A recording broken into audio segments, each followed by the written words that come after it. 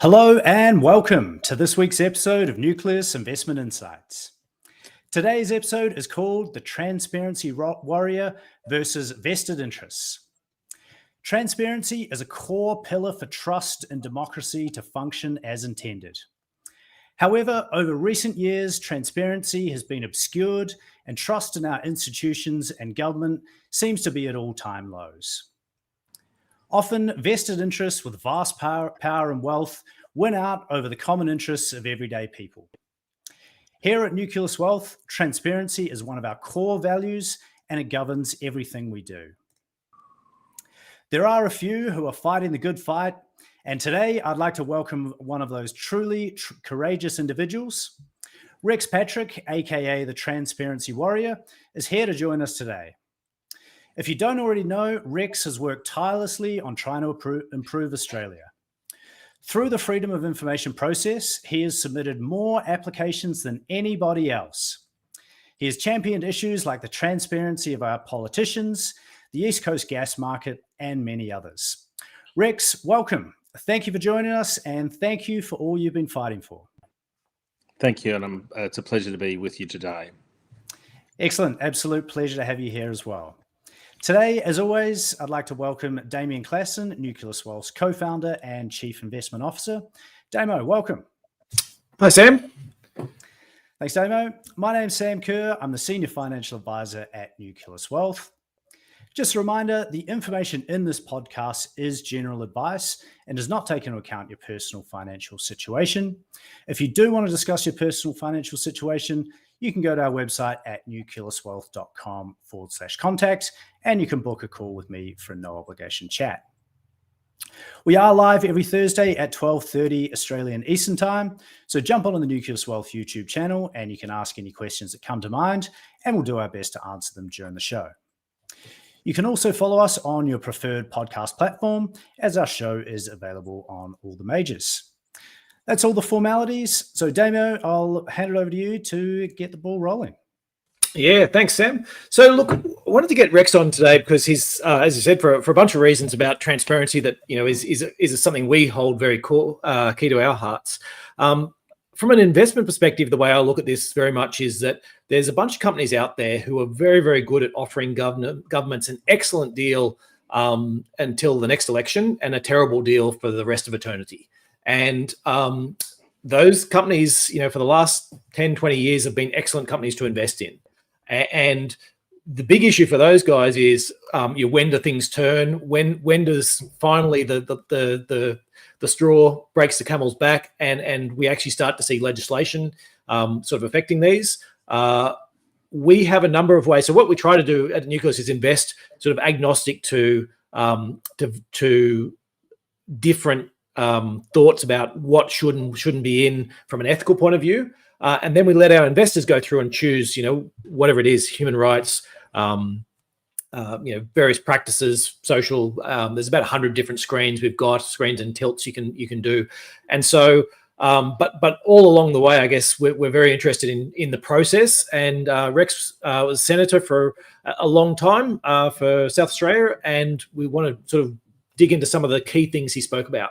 So I guess I'd probably start with, the big picture, which is this whole idea of transparency in government, and it's obviously very important. But I might jump in with, say, the PwC, where we've seen a consultant who's effectively trying to play both sides, give government advice about tax on one side, and give their own corporate clients advice about how to get around that same tax.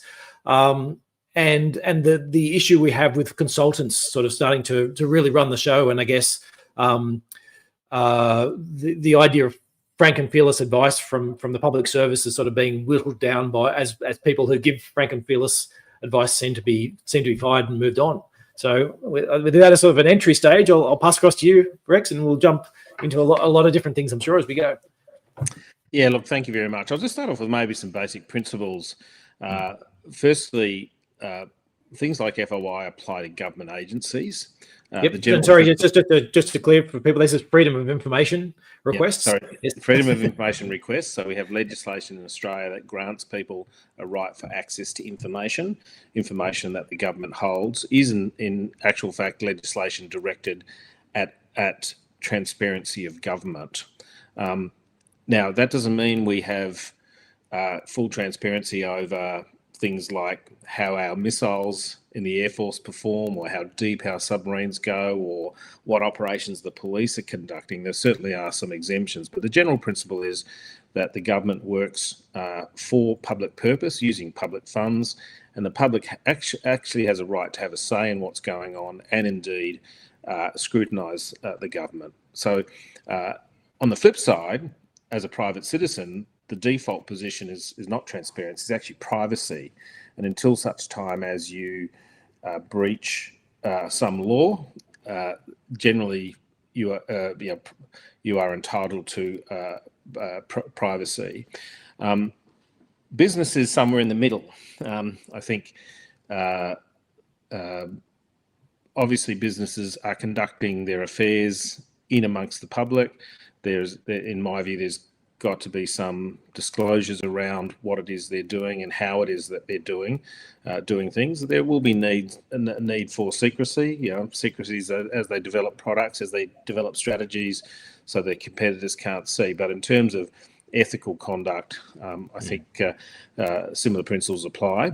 And I think, and actually, I should overlay as well. Like from a governance perspective, we do actually treat governance as something important within companies we invest in, and the statistical studies I've seen that basically show that governance is pretty good at helping to portfolios to perform, like a little bit. Sorry, it's a very small bit, but actually, what it really does help is that it helps avoid some really big blow-ups. So the worst effects are usually companies that have bad corporate governance, hide everything. Sometimes those companies do really well. But every now and again, when you get the big blow-ups, they're almost always the ones that are very secretive and hiding and not telling people what they're up to. Well, that's right. And transparency does a couple of things. Firstly, it makes people perform better. When they're being watched, they perform better. The other thing is it helps to avoid any sort of corruption or misfeasance or malfeasance.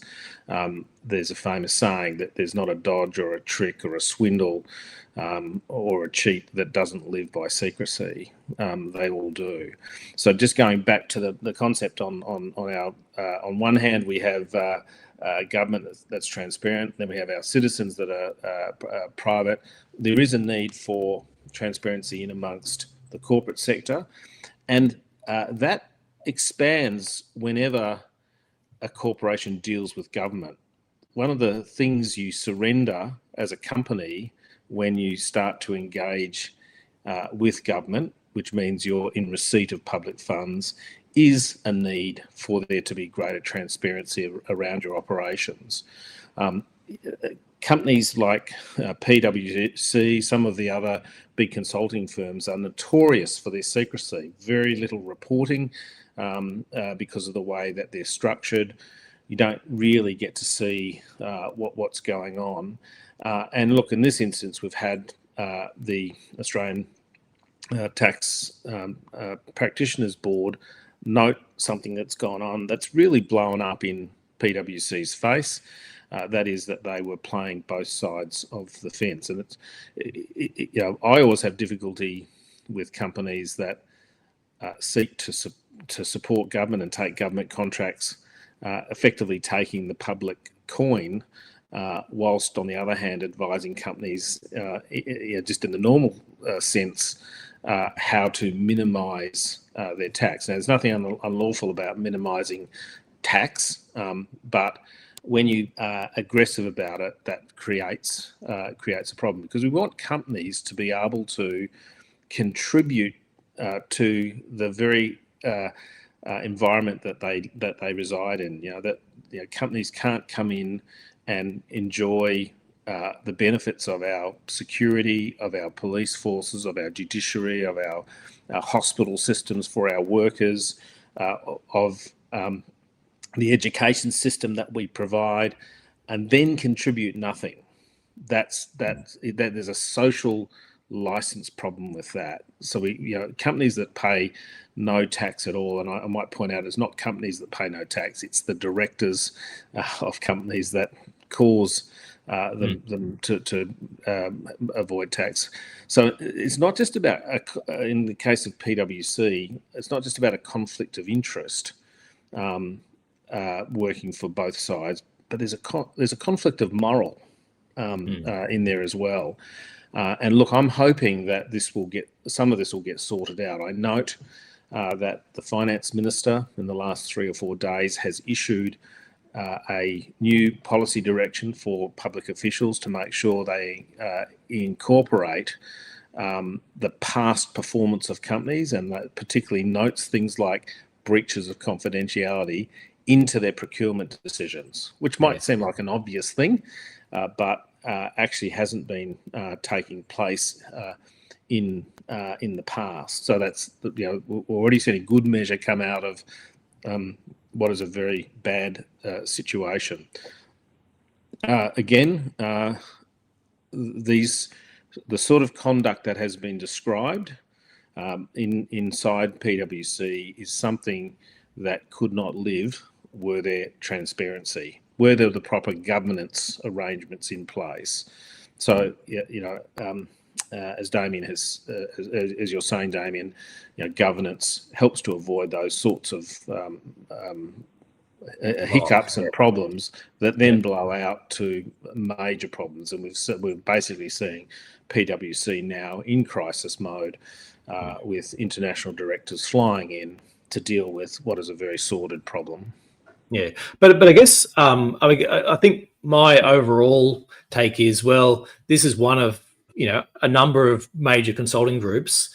Do I think this is limited just to PwC? Maybe this particular issue was, and maybe they're the one that got caught with a hand in the cookie jar. But there seems to be there would be a strong incentive within all these firms to at least push the boundaries in terms of these. Yeah, I was always very suspicious when you walk into companies and on the just behind the front desk they have this picture that or a frame that says these are our corporate values, and they always go and want to lift up and look at the back to see whether the real corporate value is make money at any cost. Look, there's nothing wrong with profit. There's nothing wrong with making money, but I think morally and ethically people have to be comfortable. They have to be able to wake up in the morning, look at themselves and say, I'm happy with the way in which I contribute to society. And that means you have to not take. You have to give back, and you have to operate in a manner in which is proper and lawful. Yeah. So in terms of how I would look at this, as a cynical analyst, is that, and as not somebody involved in, haven't been involved in sort of the innards of Parliament, is look, there'll be an inquiry, maybe PwC will be hung out to dry, and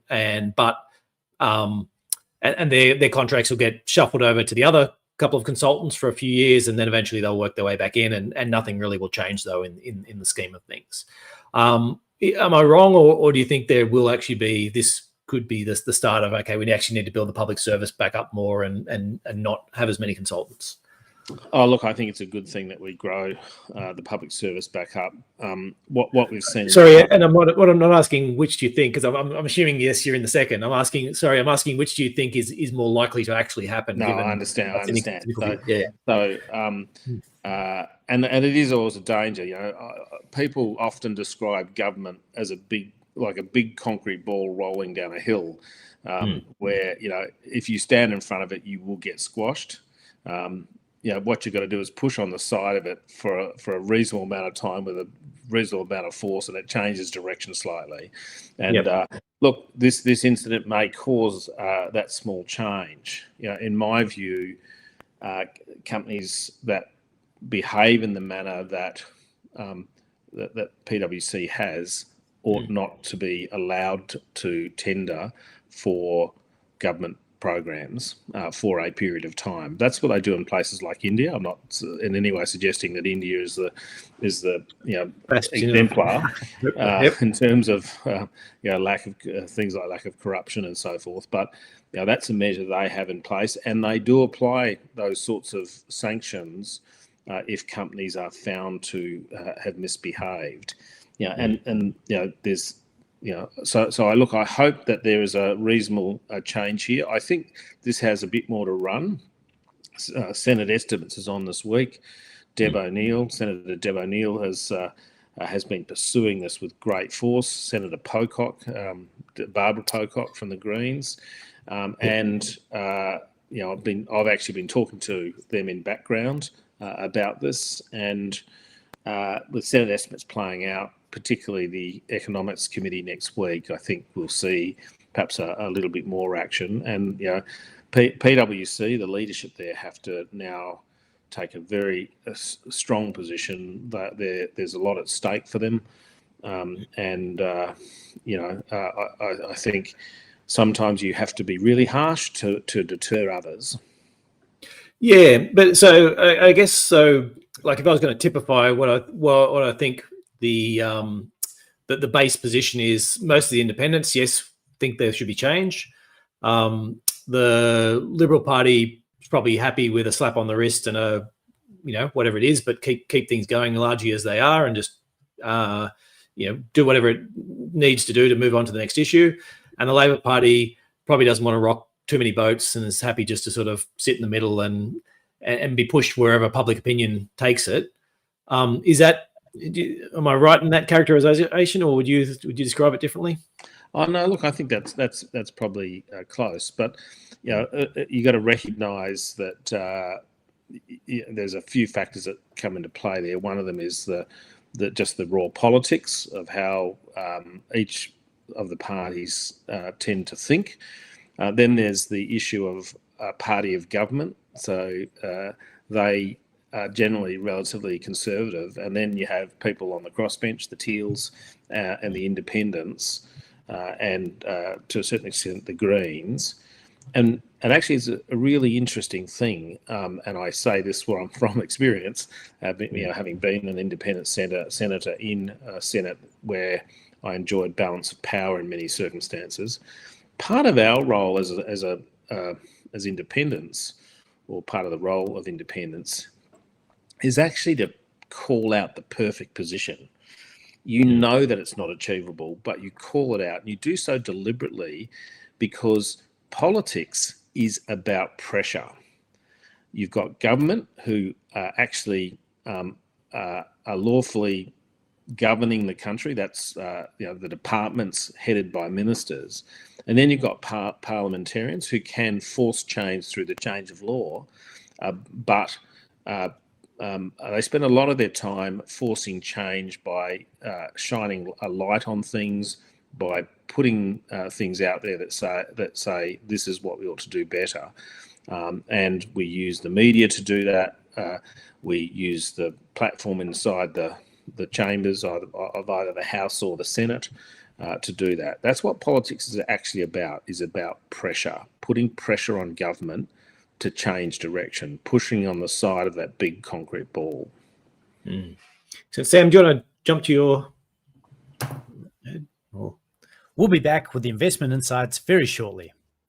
Nucleus Wealth is an active and passive investment manager.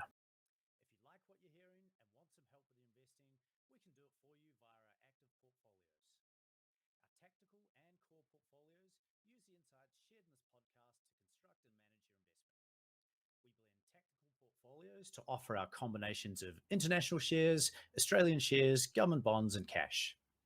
We vary the asset allocation with the goal of protecting your capital in times of market uncertainty. We also have active international and Australian share portfolios. These are chosen using our quality and value investment philosophy. You can find out more at nucleuswealth.com. Now back to the show. Right, so changing tack a little bit. So the energy market. So we've obviously been through this. We put on a gas trigger when you were, Turnbull put it on sort of a long time ago, and then we moved into the Labor government, and they spoke about having a price cap. Local prices in Australia have far exceeded that price cap. Seems to be all pretty quiet in the media front. I think Australians domestically are paying higher gas prices than what we're seeing in Europe at the moment, and certainly what we're seeing in Asia, despite the fact our gas is being picked up and shipped there. It does look as if, and again, I'm talking about East Coast gas. West Coast gas is fine. WA's got reservations, so they're all good. It seems as if the market's broken, but nobody wants to admit it, and we're just sort of pandering to the couple of oligopolistic players who are exporting all the gas. You've obviously been deeply involved in it. Do you want to, I guess, give your take on the gas market and what you're seeing? Yeah, look, I regularly and with firm belief call out the cartel as it is on the East Coast market. I think the cartel is extremely greedy. That sort of social stuff, social license stuff we were talking about before, there's a total absence of that in the gas market, in my view. Look, I go back a fair way. You talked about Turnbull bringing in the ADGSM, the Australian Domestic Gas Security Mechanism. I was the advisor to Nick Xenophon, who sat down with Matthias Cormann and his staff and did the initial negotiation. And what brought that on was back in 2017, we'd just seen all the gas trains turning on in Gladstone, and there were export contracts, and the large gas companies couldn't extract enough gas. Some of their tenements weren't delivering the sort of output that they thought they would.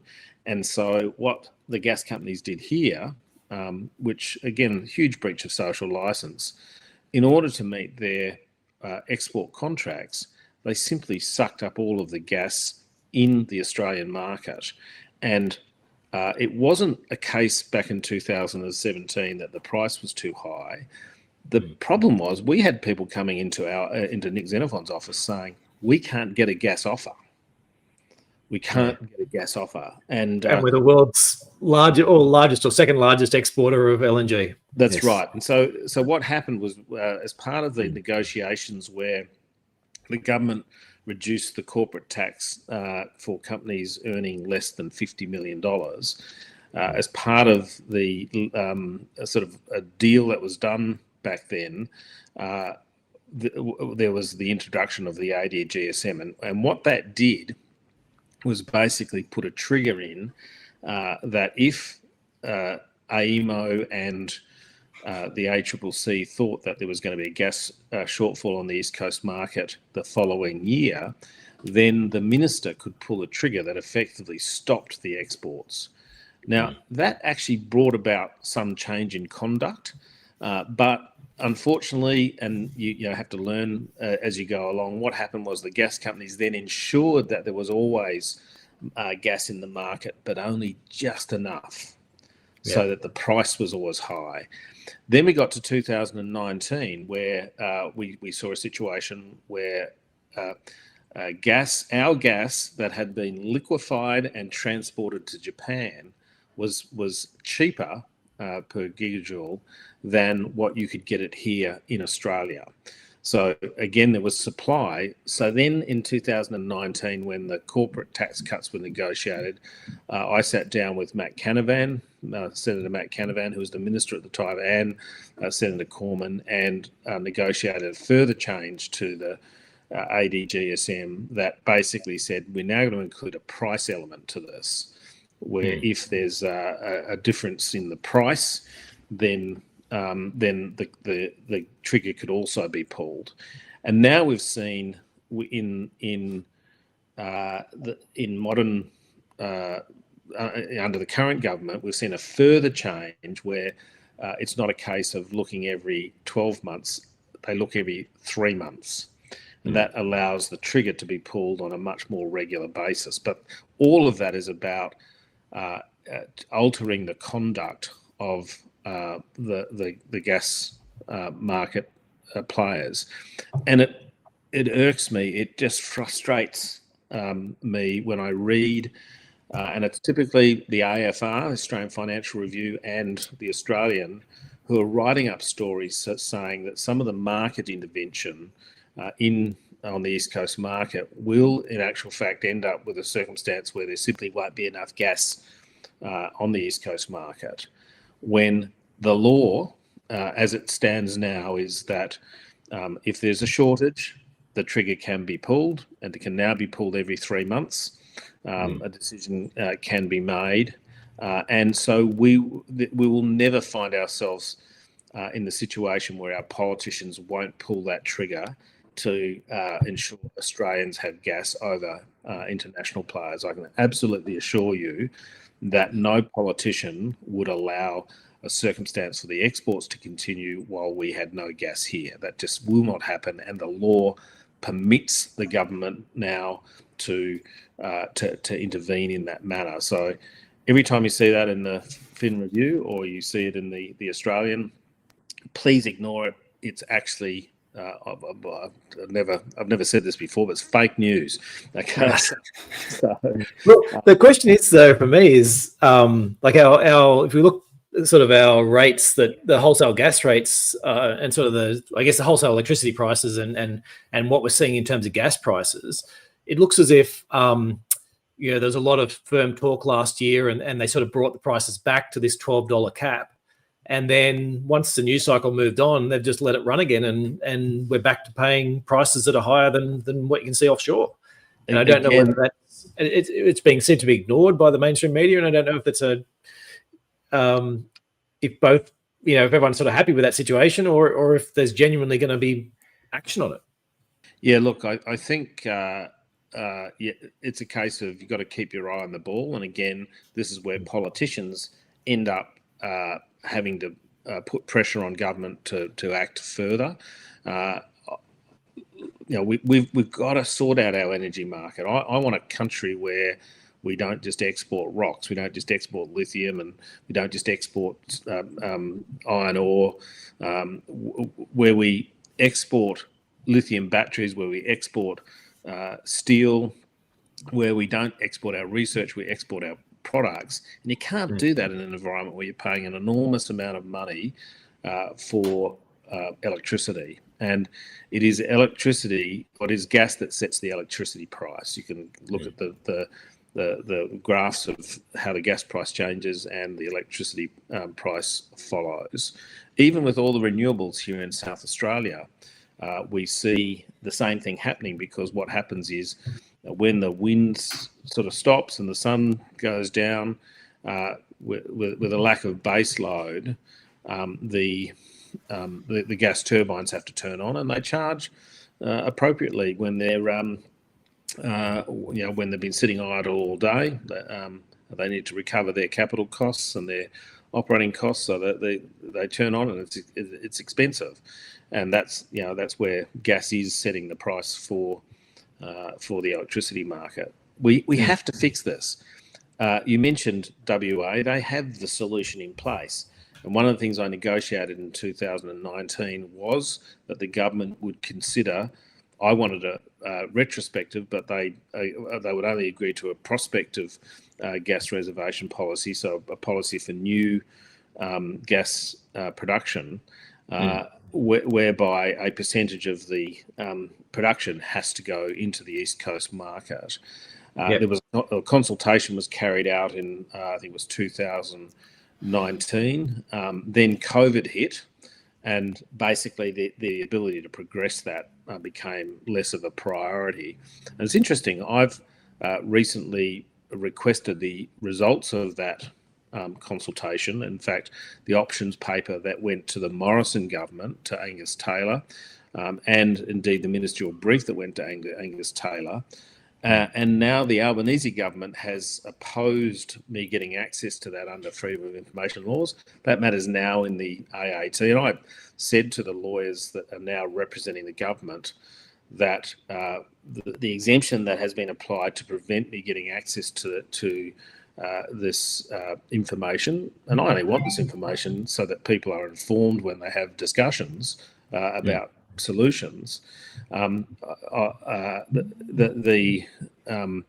exemption claim that's being used is one that has a public interest override. And I've sort of said to the lawyers, if you think you're going to win a case in the middle of a gas crisis with the government intervening in the market, and your case is going to be it's not in the public interest to release a document that goes to the solution to that, I think we'll need to drug test you. And in fact, the lawyers have gone back to the Department of Energy and Resources and said and suggested they remake the decision, and the proceedings in the Administrative Appeals Tribunal have been stayed in effect until to allow them to rethink that proposition. But again, if we could see transparency in policy ideas, transparency in pricing, transparency in the carriage of gas around the East Coast, we'd be in a much better place. And look, there has been a little bit of that.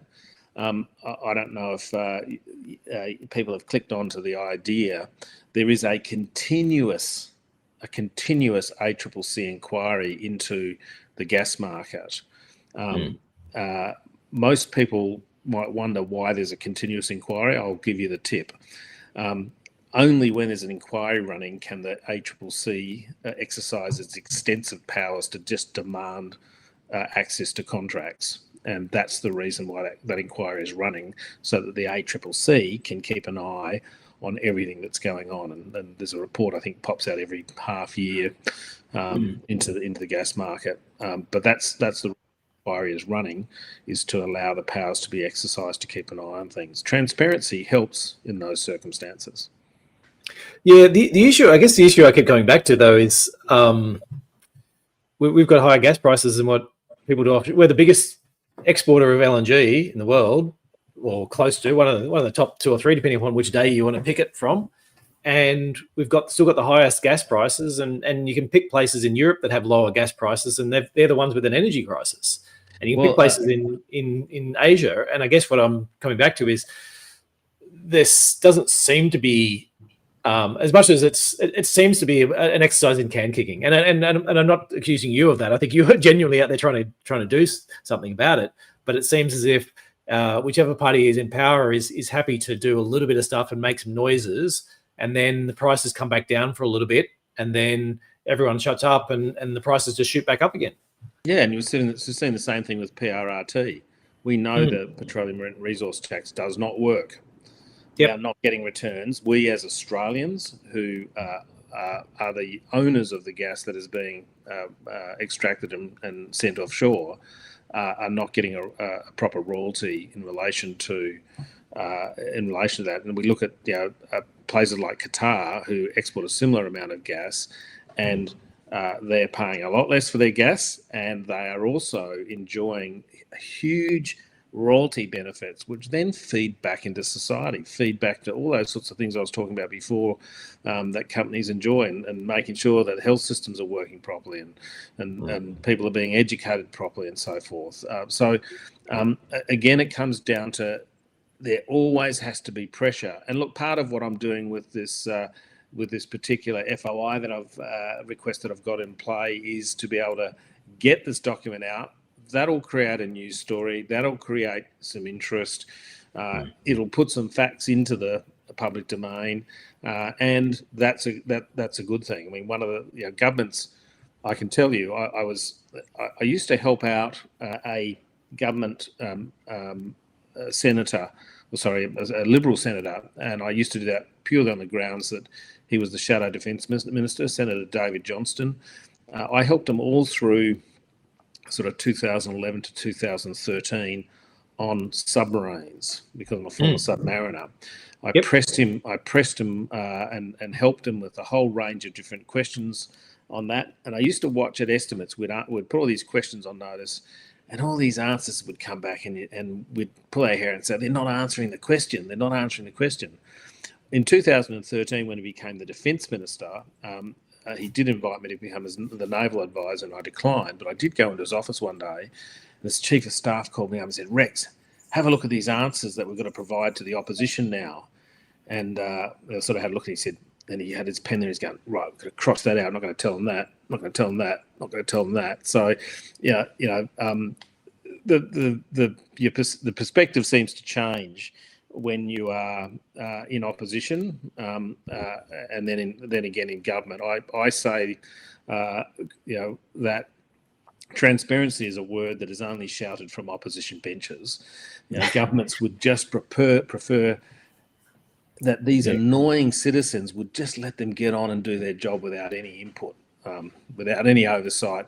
That would be their perfect environment. Of course, no one wants a dictatorship unless you're the dictator. But that's part of the problem we have here, is that there's this sort of resistance to transparency. And sometimes the other problem you have is, and this is just something again, insights I have as a former senator. Sometimes you approach the government, the opposition, you say, why don't you back me on this particular measure? And they'll look and say, we can't do that because we're a party of government. We're not in government, but we're a party of government. And if we do that, when we get in, someone will try and hold us to that very, very right. measure. Someone will actually hold us to standards. Yes. Yeah, exactly right. That's the sad situation as to how it works. And again, but you're sort of coming back to your question. We've seen both the Liberal government and the Labor government failing to address some of these issues, the gas shortage and indeed the royalties that flow from our gas. It just hasn't been dealt with properly, and it's beyond me as to why. They talk about sovereign risk. We can't change anything because of sovereign risk, but the reality is that we have changed, and no one's left the market. Western Australia changed to a reservation policy, and their gas industry grew. And so, this issue of sovereign risk, in my view, is over-egged. And we read a whole episode on when the peak of this gas crisis, talking about saying, here's this East Coast gas market, and everyone's talking about, it's failed. It's there's problems with the Ukraine. There's problems. It's all somebody else's fault. It's all somebody else's fault. And you're like, wouldn't it be great if we had like an example of somebody who didn't have, who had gas reservation and their own electricity network? And we do. It's in our country. We don't even have to look at a different country. We go, here's a case study with these people under exactly the same conditions. They're fine. Gas, electricity prices are basically where they were and hadn't moved. And here's the whole East Coast market, and nobody's prepared to say, well, maybe we failed. Maybe we've spent 20 years building something that just doesn't work because. And I also have a project management background, and so the idea that if we change the rules to ensure that a fair return was achieved by Australians would somehow cause an issue. As a project manager, when you look at the regulatory regime that you're operating in, you'd probably look at the gas companies would have looked at this and said, look, these Australians must be crazy. At some stage, they're going to change this. Would have been in their risk register. So the problem is that we're so crazy that even when we see what's going on, we're not changing it, and that's and on top of the royalties. So as you said, they're getting away scot-free on the royalties, and they've all built up so massive tax losses in terms of the construction, and managed to throw as much in there that it's decades before they're going to pay any income tax on this anyway. So I don't think they'll ever pay much tax on it. We've effectively given away this product that has hurt our own market because of the high cost of energy, and in actual fact also contributes to climate change as well. It's just crazy. And the jobs were in the maybe tens of thousands that we generated for a couple of years, and now they're probably in the low thousands for the rest of it. And so absolutely. Okay, energy markets are not helping us now. So you sat on a committee of electric vehicles as well. So I guess the bit for I guess the policy side for vehicles in Australia seems to be that, look, for a while there we had local manufacturing, and so we needed to protect it and have a bunch of things in place. and then we let them all leave, but we never really got rid of the tax breaks and benefits that we're trying to give to now a sector that there's no longer any reason to protect it because it's not here.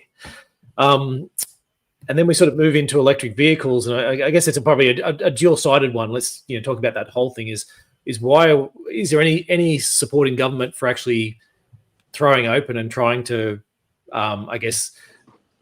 put on a fuel standards and actually push these companies with a view that, look, that none of them are local anyway. We may as well, hold them to higher standards. And then secondly, the whole transition to electric vehicles and how that sort of sits, as you're seeing it within governments, as to whether it's there's genuine change can be made, or it's going to be more that there's a lot of talk about, we'll help out, and there's a couple of dollars here and a couple of dollars there, but reality is it's sort of left to market forces to sort out. Yeah, look, I see electric vehicles as absolutely low-hanging fruit for any side of government in terms of things like emissions reduction. When you get, one of the things you get with an electric vehicle is you get a vehicle that has less moving parts, so it's more reliable.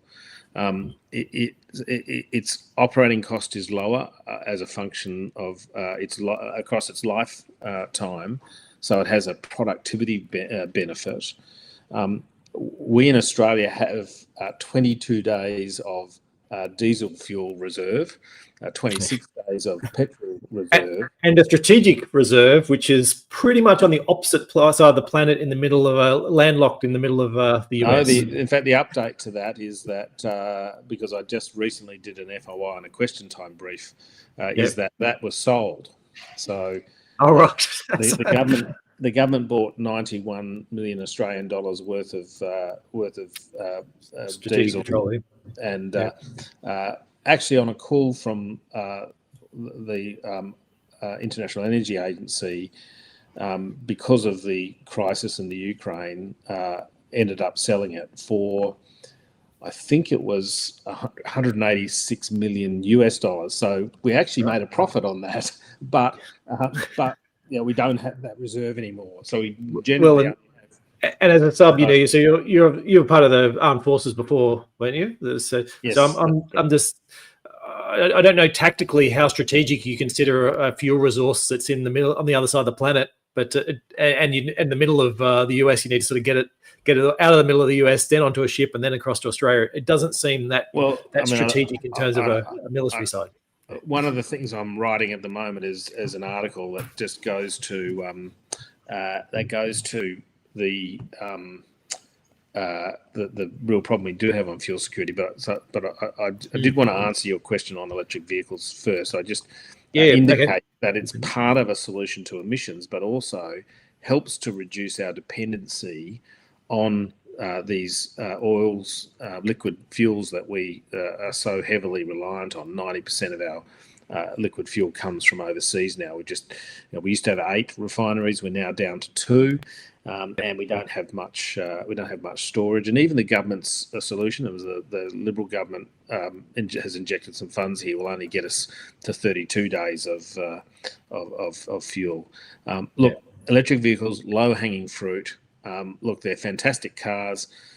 They don't ruin your weekend, and you can tow a boat. So, that's the reality. I mean, we've got some problems in that some of the standards around the tow bars, for example, are not settled, and so we end up with some problems with charging connections and things like that not matching, and all that ought to be sorted out. But to me, it is the future. It's not like the government has to make a choice here. It's not like the government has to decide. The car manufacturers have already done that. There are countries. Other countries have already decided. That's right. So there are other countries that have put a ban on the sale of new internal combustion engine vehicles, beyond sort of 2025 or 2030, or at least there's a number. And just setting that number, which we haven't done, just setting that number drives the market. It sends a signal to the market And look, we've just not done well. The question, I guess that comes back to that question: why haven't we? Given we don't have a domestic car industry to support, or even paying politicians to. I'm assuming they're no longer supporting political parties in a big way, given they're not local manufacturers anymore. Why do you think there's been no movement on the legislation? Oh, look, I just can't explain that. I think this is a case where the government should have taken the ball and run with it.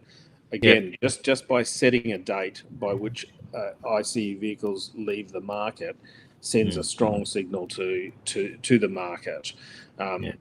Altering fuel standards and emission standards again sends further signals. It is low-hanging fruit. There are almost no downsides. I won't say that unqualified to having electric vehicles. It's an obvious choice. The choice has actually been made for the government. And look, at least the Albanese government is doing something in the space. But I was about to say, isn't that the part of the issue? Is to go, there's an ideological decision that's been made by one party to say we're going to take an extreme position and for ideological reasons, and even though it doesn't actually benefit any Australians, we'll take this view. And so the Labor Party's just gone, as long as we're slightly closer to the middle, then it doesn't really matter, because we don't have to actually have a reasonable position. We just need to be slightly closer than the people who've taken an extreme position. And is that? I guess what I'm trying to work out if there's going to be any movement, and there just doesn't seem to be any movement. Again, I think we've been weak on it, and I think what will happen is the market will drive us rather than the government. Other countries. I think that's a huge shame. But I would love to. One of the reasons I don't have an electric vehicle, I was alive to the fact that I wanted one, was apart from the fact I was a senator and I had a South Australian senator who had a massive electorate where I needed an all-wheel drive, four-wheel drive. One of the problems I had was I live in a nice building, but it's 30 years old. And it's an apartment building, and there's just no charging stations in the basement. And again, just simple things you can do at the regulatory level to say building standards. There shall be no new buildings built without electric charging points. And they're the sorts of things where you're looking to the future and saying this is how we make a difference. But, coming back to the fuel security issue, that is a massive issue that we have. We've got the defence minister standing up saying we've got to be alert. There's problems to our north. Those problems could manifest themselves not in an attack on Australia, but in a conflict in Asia, in circumstances where that's where most of our fuel comes from. Well, as long as it's all sorted out in 32 days, we'll be fine, won't we? And look, if you run through the legislation, you'll see that right now we've got 22 days of diesel. The moment the signal goes up that we're not going to get supplies, the government have to go through a consultation process with the state governments. It will take a few days to actually start rationing, and all of the legislation directs fuel to defence, to police, ambulance, those sorts of facilities. Not on those lists are the very trucks that transport our food around, transport our medicine around. Most people would, perhaps don't realise that petrol stations have about 3 days of petrol in store, that pharmacies have about 7 days of medical prescription drugs, that hospitals generally have less than 7. And just imagine what will happen when our transport logistics system, which relies exclusively almost on diesel, suddenly comes to a grind. All of that panic you saw during COVID on toilet paper, which is made here in South Australia, there was never any supply-related issue with it. Just imagine the panic in a situation where actually really the supermarket will run out of food in 7 days' time. And there will be no drugs in 7 years' time, in 7 days' time. And we've got a government that is just not doing. They're going to spend $368 billion on a nuclear-powered submarine program that won't deliver us anything that will do anything for deterrence in the time frame in which we think things are going to blow up, and all of that, doing nothing about what I think is a much more serious problem for for Australia. Yep. Okay. Well, I sort of almost want to touch on the subs, but I'm worried that might take a bit longer. Before I get to that, let's That's my favourite topic. So right. there you go. We'll go quickly to you, Sam, and then we'll talk future fund. We'll be back again shortly. If you like what you're hearing but want a low-cost passive option, Nucleus Wealth is the first to offer passive direct indexing in Australia. The first generation of passive investing was index funds. The next gen was ETFs. Now, direct indexing is here with significantly more customization and control. The benefit of direct indexing is you can add or subtract investment themes, and we have almost 100 different options to choose from. For example, you could buy an international share direct index portfolio that excludes fossil fuels and arms manufacturers and has a tilt towards cybersecurity and cloud computing. Alternatively, you could buy a portfolio with no screens and an extra exposure to nuclear power and defense contractors. You can find out more at nucleuswealth.com. Now back to the show. So Rex, we've had some questions come through from our viewers. One from Shelley, and back on the subject of the gas, she's asking why hasn't the trigger been pulled yet, and what's the ideal position on gas? So the trigger hasn't been pulled yet because when it, as I sort of explained, when it was first introduced, where there was an actual shortage of gas, people weren't able to get contracts. As soon as the trigger came into place, the gas companies responded to it and made sure there was always just enough. And so if there's just enough, you can't pull the trigger. And then when the trigger was advanced, they've managed again to basically manipulate things so that it just sits within the boundaries of what is considered to be okay, and that's why it hasn't ever been pulled. Yeah. Okay, and what's the ideal position? Is it just a reservation policy, or what are your thoughts on that? Well, okay, I think the ADGSM guarantees we'll always have supply, but I think we need to have perhaps a couple of measures. One of them is a gas reservation policy moving forward at least, but in my view, there is a case for a retrospective gas reservation policy. I think we have to also start thinking about weaning ourselves off gas to the extent possible. Now, that doesn't mean we go nuclear. A lot of people talk about nuclear. I've been to sea on a nuclear-powered submarine. I'm not afraid of a reactor. I've slept very close to one. But my view on that is that we'll end up, if someone were to make an investment, and right now there's not bipartisan support, so there's no chance of that happening, but were there to be bipartisan support, the first electron that would flow from any nuclear reactor built in Australia is 10 to 15 years away, and by that time we'll have sorted out the baseload problem with renewables. So, I think we just have to be strong against these multinationals and make them force them to operate within a proper social license. Yeah. Yep. Okay. Excellent. And we've got one more question here. It's a bit of a curly one from Jude. So they're saying that they worry that the Liberal Party isn't an effective opposition. Do you think the next Liberal Prime Minister is in the Parliament today? I don't think the next Liberal Prime Minister is in the opposition leader's seat. Look, I look at the electorate and the way things have changed. We've seen the Greens have been growing in popularity, particularly with younger people. And what that's done is shifted the Liberal Party, the Labor Party, a little bit to the left to try and recapture some of that voting market.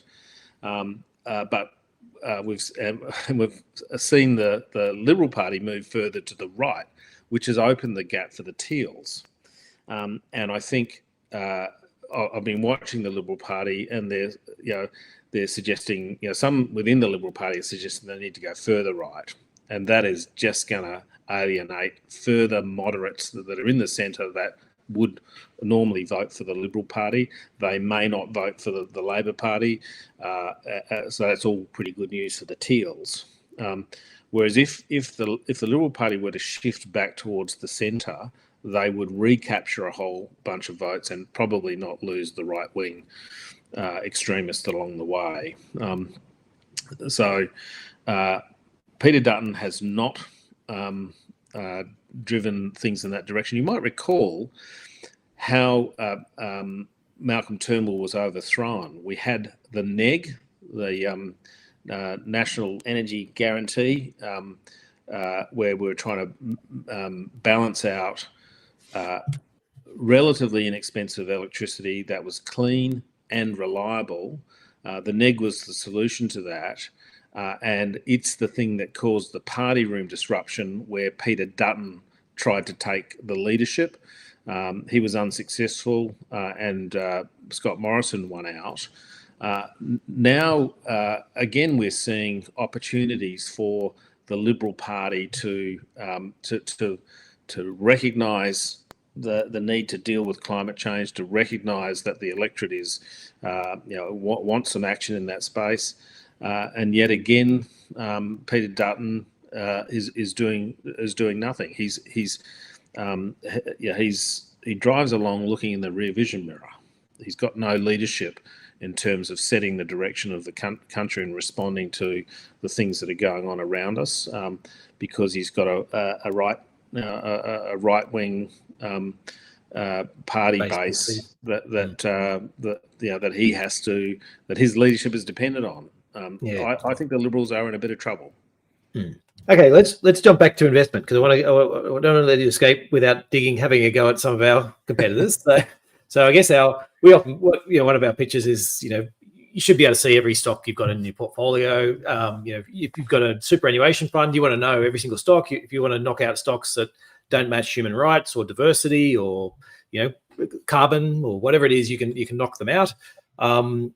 And also know that that's playing with the rest of it. So if you're heavily involved in banking, you might want to cut out all the banking stocks because you've already got that in your own personal portfolio. So that's our take. And that everything should be listed. The unlisted assets can be, the problem with unlisted assets is they can be valued at incorrect prices. And certainly if you look through unlisted assets owned by a lot of superannuation funds, they didn't mark them down, all the listed stuff fell by sort of 10, 20%, and a lot of the unlisted stuff it hasn't really been marked down from its highs, or it's been sort of a fraction of that. Now, Rex, you've made a number of freedom of information requests about the Future Fund and I guess their practices. I'll sort of open the floor to you in terms of what you're seeing there and what you're trying to track down. It's interesting. When I was in the Senate, there was a bill that went through or was presented that where one of the provisions was to preclude the Future Fund from freedom of information laws, and myself and most notably Senator Nick McKim, who was a Green senator, fought to kill that off, and eventually the bill ran out of time and didn't go through. So I'm now enjoying the fruits of my own. Thanks for that. Yes, the fruits of my own efforts. And I have FOI'd the Future Fund on 2 occasions. One was designed to look at the distribution of investment across a range of different countries. So what were they investing in China versus India versus other jurisdictions? And in some cases, we were seeking jurisdictions where there are human rights abuses, or there are considerable national security concerns. And actually, on a sort of related note as well, it's sort of that I noticed the US. There's been a lot of play over there about the US military actually investing in companies, state-owned entities in China that were part of the Chinese military. And you're like, just a minute, you have your own military investing in assets of your enemy, or people who are anyway. So that became a little bit revealing. I've written an article on Michael West in relation to that, and the second one that I did was looking at investments in tax havens. Again, you can't have a treasurer who's saying, I want to eliminate multinational tax avoidance, that has a future fund that sits not directly under his control, but he can issue directions to them, and that is actually engaging in investments in tax haven countries. I think there's a duplicitous sting to that, and again, FOI has been used to shine a light on these investments and let people understand what it is the government's doing. Transparency doesn't ever change anything. It causes pressure to have people change things. And if I look at the Norwegian equivalent of the Future Fund, you can go online and see exactly which stocks are they're invested in, exactly what they've invested in, and that should be the way it is for an Australian mandatory government operated future fund. That should just be the way it is. So that would be my my pitch. Yep, no, huge. As I said, in investing, that's transparency is the key, and letting people know, because if they know what's in there, then they can choose to exclude it, and that's exactly the problem, I think, in terms of those. That's what we're seeing there. Okay, so we don't have heaps of time, but do you want to open up on your favourite subject? I guess. I guess it's probably. I suppose it's up to you as to how much time you think you have. We're happy to keep the tape rolling, but what do you want to say about subs? I know I'm supposed to be helping a senator in background shortly, but on submarines, what I will say is this: the program that we have are embarking upon is, in my view, a national security disaster and likely an economic disaster. $368 billion on one all eggs in one basket defence solution. We could buy 20 off-the-shelf designed submarines, build them here in Australia so that we have the complete ability to support and sustain them for about $30 billion. And then we can take the other $336 billion and do so much more in the defence space, so much more in the fuel security space, so much more in the industry resilience space. I would love to see us map out all the necessary things for our country to function, and make sure that we've got critical industries, in some sense, being supported by government. But instead, we're going to invest in this program that, people talk about the excitement of nuclear reactors. Nuclear reactors are 70 years old.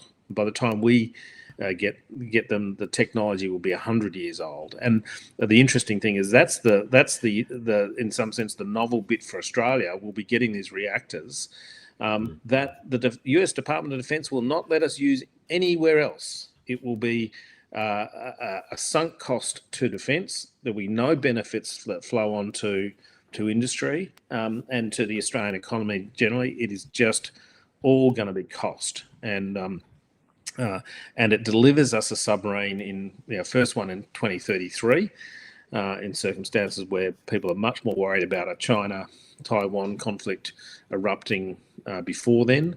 And then the bizarre thing is we get some Virginia class submarines, which at least they're sea proven. We're getting second-hand versions of them.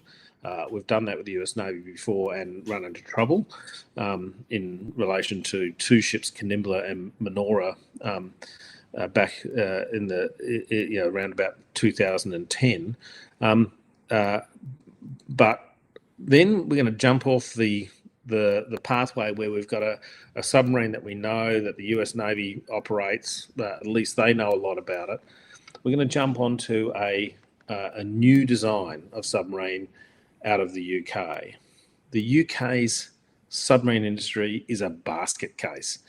The last submarine that's just come out of refit, HMS Vanguard, went in for a 3-year refit, came out 7 years later, and at more than double. 3-year refit seems like a long time to me.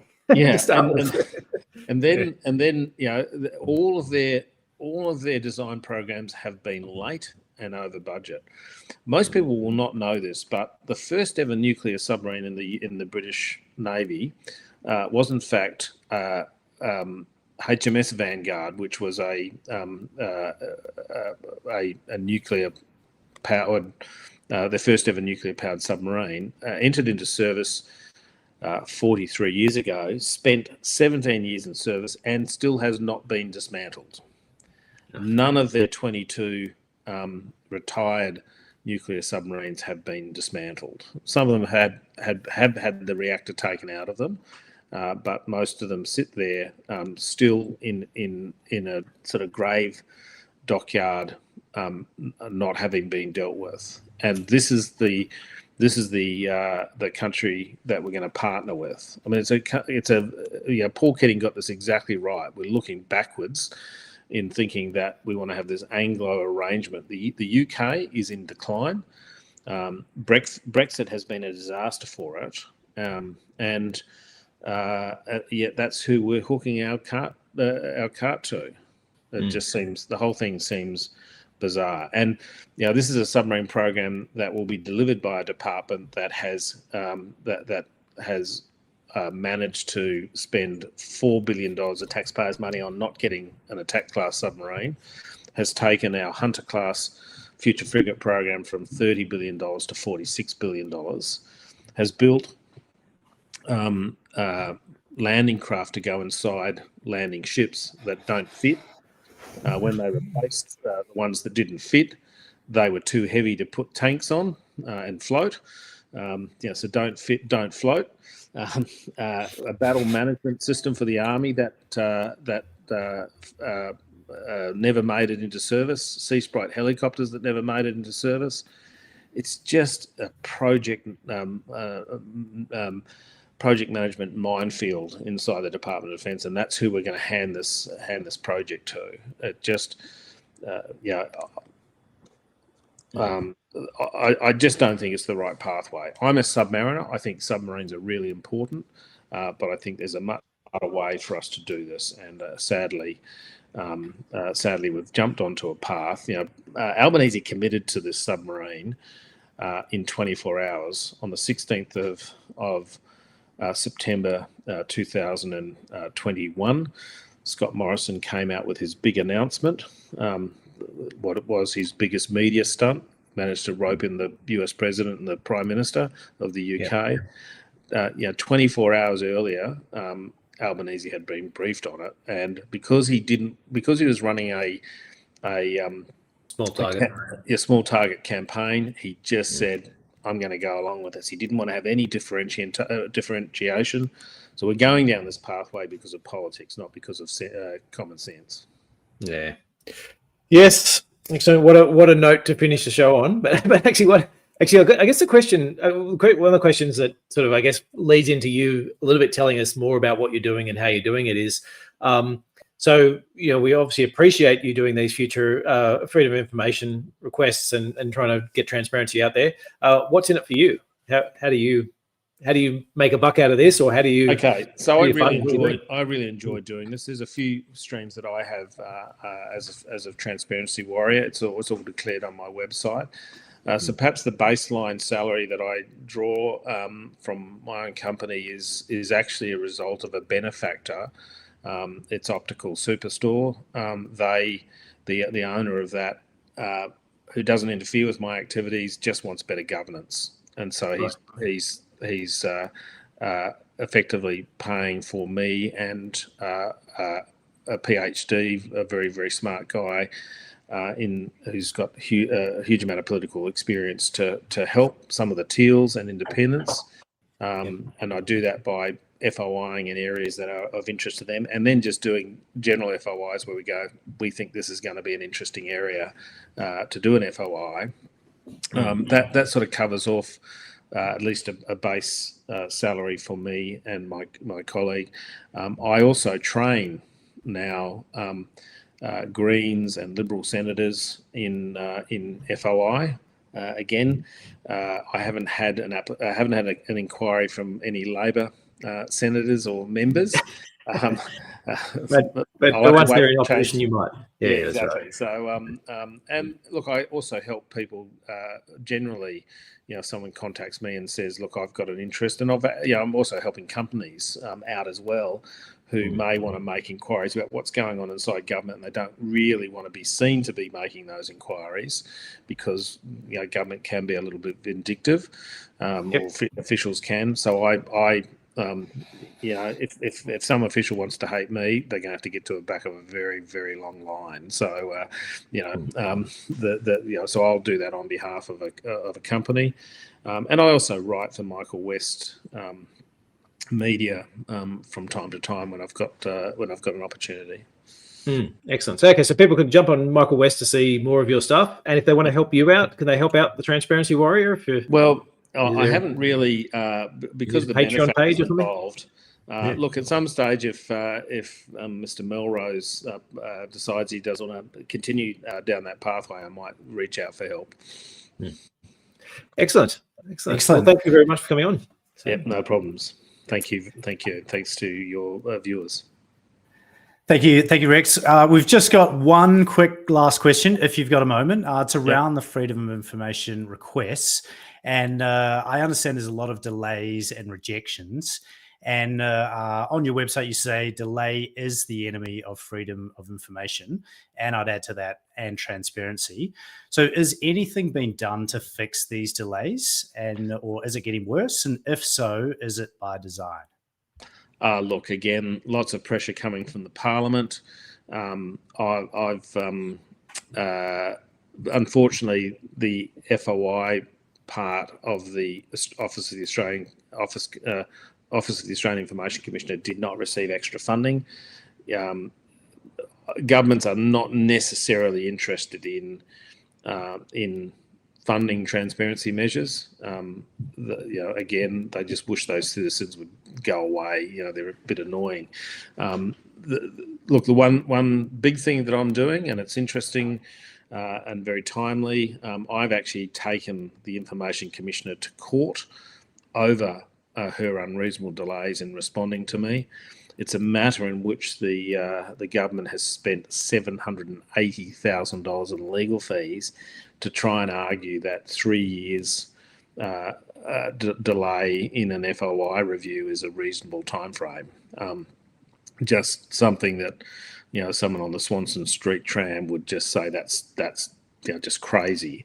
That matter is in the federal court, and the judgment gets handed down tomorrow. So hopefully we'll have a judicial ruling that sets out what is a reasonable time frame, and then everyone can jump on the back of that ruling to place demands, and something has to give so that this system doesn't collapse. I might also add that Senator Shoebridge, who I've been talking to in background, has initiated an inquiry into FOI submissions can be made to the Senate by I think about the 5th or 6th of June. I'll be making a submission and perhaps even attending there. Again, that's about putting pressure to improve the system. We should all be able to access information that the government has to either allow us to engage in policy debate, not be presented with a fait accompli when the government feels like they want to tell us what they're doing. We get to see and contribute to the debate and the discussion, and then we also get to scrutinise through through things like the FOI processes. And there's lots and lots of things that a senator has or a member of parliament has in their toolkit to examine things: questions on notice, question time, inquiries. They can use a speech to draw attention to something. The one thing a citizen can do without asking anyone's permission is put in an FOI request in an area of interest. And the starting point, Section 11 of the Freedom of Information Act, says that every person has a legally enforceable right to access information in accordance with the Act.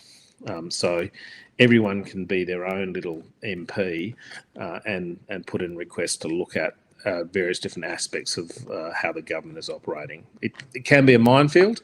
I can help people out in that space, but it is a gift that is given to us. It's been given to us by the Parliament, been recognised by the High Court as part of as an essential part of a system of responsible government, and again, it has to be fixed. And I'd love to see more people getting involved and engaged in keeping an eye on the government.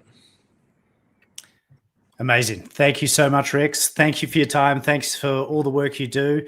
If you need to go, we understand. We're just going to do our question of the week and our outro. But yeah, it's been a pleasure to have you on the show. And yeah, thanks for everything you do, and keep up the great work. Thank you. Excellent. So now we have our question of the week. This is for viewers to have some discussion in the comments section over the coming days. The question for this week is, what's the most important change you'd like to see from our government and politicians? So feel free to post your thoughts and engage with us and some of the other viewers over the coming days. Damo, again, thank you for putting on the show. I'll just do a quick bit on the investment side as well, because it's probably worth just distilling, I guess, my thoughts from that is, really what I'm looking for, or what I was looking for from Rex was, is there anything urgent on the board, or that really should be watching in terms of changes in electricity policy, changes in EVs, changes in defense, all these types of things we're talking about, and really the answer is no. I think there's a lot of noble sentiments, and I think he'll be happy to front up to those, but there doesn't look like there's a lot of action happening in any of these. And so, while I'd encourage people to help try and get action in these, as an investment perspective, you do need to look and say, well, the incumbent companies are doing a good job of managing the situation and managing to keep their snouts in the trough. And so, you can't invest differently. Excellent. And I'd just like to add to that as well, for some of the viewers and some of our investors, if you want to invest sort of ethically, we have a range of different screens and tilts available, and some of the screens that you could potentially utilize in this theme of transparency and trust. You could exclude undemocratic countries. You can exclude economically repressed countries, morally repressed countries. We also have screens around human rights, no immigration detention, and no jails as well. So that pretty much wraps us up for today. So yeah, if you enjoy our content, subscribe to our YouTube channel now and click the bell below to make sure you don't miss out on any special episodes and future content. Also, like the video now, and if you know of anyone that might get some value out of today's episode, we'd really appreciate it if you please share it with them. We do put out a lot of other content in addition to this podcast. There's regular articles that are featured in the AFR, the Australian, First Links, and many other major publications. You can check this out at nucleuswealth.com, and you could subscribe and you'll get our weekly Nucleus news and investment insights. We do welcome your feedback on this podcast, especially in regards to suggestions for future topics. If you do have any ideas, please drop it in the comments section below, or send us an email at contact@nucleuswealth.com. And so for myself, Damien, and the rest of the team at Nucleus Wealth, thanks for watching, and we look forward to seeing you next time. Bye for now.